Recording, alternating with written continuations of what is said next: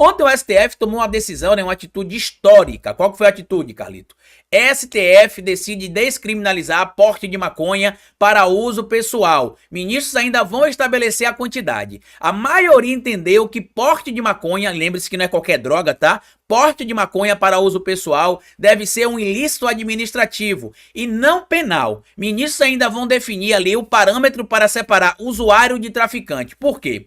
Hoje a lei de drogas, que é esta lei que a gente vai mostrar aí na tela para vocês, ó, que é a lei 11.343 de 2006, no seu artigo 28, ela já traz ali as punições para o indivíduo que usa droga, né, para o usuário de droga. A lei entende que existe um problema que separa o problema de saúde pública, que é o vício em consumo de droga, e o problema de tráfico de drogas, que é um problema de segurança pública. O grande problema é que em um país tão racista e preconceituoso como o Brasil, apesar de toda a sua diversificação no que diz respeito à formação da população étnico diferente que o Brasil tem, né? A gente tem uma multivariedade de etnias no nosso país, existe uma taxa, um elevado carrego, né, digamos assim, no que a gente chama de racismo estrutural. Se o indivíduo é preto, pobre e está na periferia, fumando baseado, ele é traficante. Inclusive, isso está estabelecido em pesquisas que eu vou mostrar para vocês já já, tá? Mas olha o que diz o artigo 28 da Lei de Drogas aqui. Quem adquirir, guardar, tiver em depósito, transportar ou trouxer consigo para consumo pessoal, droga sem autorização ou em desacordo com determinação legal ou regulamentar, será submetida às seguintes penas. Inciso 1º, advertência sobre os efeitos das drogas. Inciso 2º, prestação de serviço à comunidade. Inciso 3º, medida educativa de comparecimento a programa ou curso educativo. As mesmas medidas submetem-se, aqui está no parágrafo 1º, tá? Submetem-se quem para o seu consumo pessoal semeia, cultiva ou colhe planta destinada à preparação de pequena quantidade de substância ou produto capaz de causar dependência física ou psíquica. É aqui que entra o grande problema, no parágrafo 2º. Por quê? No parágrafo 1º fala sobre pequena quantidade, mas não diz o que seria esta pequena quantidade. No parágrafo 2º, deixa mais grave a situação, porque olha o que estabelece aqui o parágrafo 2º. Para determinar se a droga destinava-se a consumo pessoal ou ao tráfico, né? O juiz atenderá à natureza e à quantidade da substância apreendida, ao local e às condições em que se desenvolveu a ação, às circunstâncias sociais e pessoais, bem como a conduta e aos antecedentes dos agentes. Eu já mostrei aqui no canal para vocês que a maioria das pessoas que foram presas acusadas de serem traficantes de drogas portavam menos de 100 gramas de maconha, menos de 50 gramas de cocaína, outros, inclusive, como a gente vai mostrar já para vocês aqui, estavam com um baseado, tinha emprego fixo, nunca tinham tido passagem pela polícia ou pelo sistema carcerário, não era membro de nenhuma facção criminosa e mesmo assim foram enquadrados pela Lei 11.343 como traficante. Por quê, Carlito? Porque isso cabia ali ao magistrado. Traduzindo de forma clara, preto, pobre, favelado, na periferia vai ser sempre traficante. Um branco de elite em um bairro nobre vai ser sempre usuário. Então o preto vai sempre para a prisão e o branco vai sempre cumprir a medida socioeducativa. Só para vocês terem uma diferença disso que a gente está falando, uma pesquisa feita pelo INSPE mostrou o seguinte, ó, São Paulo enquadrou 31 mil negros como traficantes em situação similares à de usuários brancos, ou seja, cerca de 31 mil pessoas negras foram presas, acusadas de serem traficantes de drogas, enquanto uma quantidade proporcional de gente branca, na mesma circunstância, foi entendida como usuária. Carlito, mas isso não é só mimimi, não, da esquerda, a esquerda quer só mimimi, quer lacrar. Vamos trazer dados aqui do próprio Tribunal de Justiça de São Paulo e também do Instituto de Criminalística. Tá aqui, ó. Dados divulgados aqui pela agência pública, eu já trouxe esse material aqui há um tempo, que fala sobre apreensão em processos de tráfico de droga, e aí tem a média, né? Por exemplo, um negro que é preso acusado por tráfico de drogas, ele tem que estar portando 136 gramas e meia de maconha, enquanto um branco tem de estar com quase meio quilo para ser considerado um traficante de drogas, tá?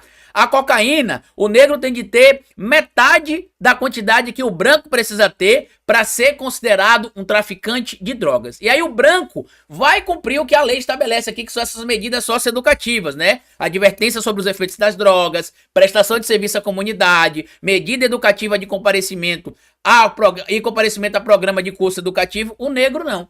Tanto que, só pra você ter noção, tem um material publicado, inclusive aqui em 2019, assinado por Ney Belo, que é desembargador do TRF1 e professor da Universidade de Brasília, que traz o seguinte assunto que é extremamente importante, ó. O Brasil possui a terceira maior população carcerária do mundo. Possuímos mais detentos do que Rússia e um pouco menos que a China. Os Estados Unidos seguem campeões mundiais na carceragem. Quando verificamos esses dados, que são de 2016, indicam a população carcerária de 726 mil detentos no Brasil, algumas perguntas vêm à baila. É necessário prender tantas pessoas? Quem está sendo efetivamente encarcerado no Brasil? Qual o sentido da punição criminal? E aí tá aqui. Estima-se que cerca de 30% dos encarcerados no país estejam detidos por aplicação da lei de drogas. Quando tratamos o encarceramento feminino, é gritante o percentual de mulheres presas em razão do tráfico de entorpecente, geralmente a pedido ou a ordem do cônjuge ou companheiro. Cerca de 62% das mulheres presas foram presas acusadas de tráfico de drogas. E tem mulher, por exemplo, que estava portando 5 gramas de maconha, um sachê de sal, e foi acusada de ser traficante de drogas. Só para vocês entenderem a gravidade. A população carcerária brasileira cresceu 707% nos últimos anos, muito especialmente em razão da lei de drogas. A pergunta sobrevive é o seguinte: é necessário prender tanta gente assim? Conforme pesquisa realizada pelo juiz Marcelo Semer, sob orientação do professor Maurício Dieter, da Faculdade de Direito do Lago de São Francisco, observamos que 50% dos encarcerados em razão da lei de drogas foram presos por estar em posse de menos de 100 gramas de maconha e menos de 50 gramas de cocaína.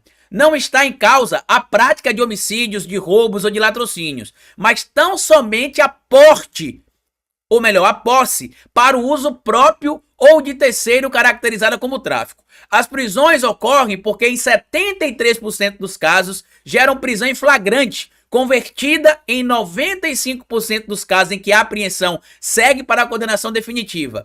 A média temporal de prisão cautelar é de 7 meses e meio e a média de pena aplicada é de 4 anos e 9 meses. Nesses casos, a pena é 16% das reprimendas comportam a substituição para a pena alternativa. A ampla maioria é sentenciada ao regime fechado. Traduzindo aqui de forma bem clara para vocês, o indivíduo que está portando, por exemplo, ali uma quantidade, né, que o STF vai decidir em tese hoje, que será 40 gramas. Tudo indica que no momento que a gente vai publicar esse vídeo já vai sair essa decisão, né, que eles vão se reunir a partir das 14 horas.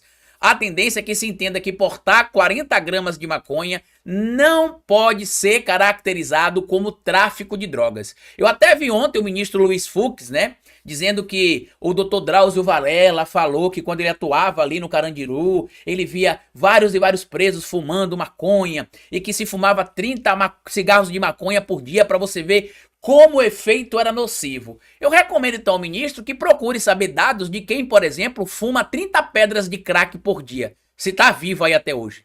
Com certeza a grande maioria já deve ter tido algum problema grave ou deve ter entrado em estado ali de overdose ou até morrido, né?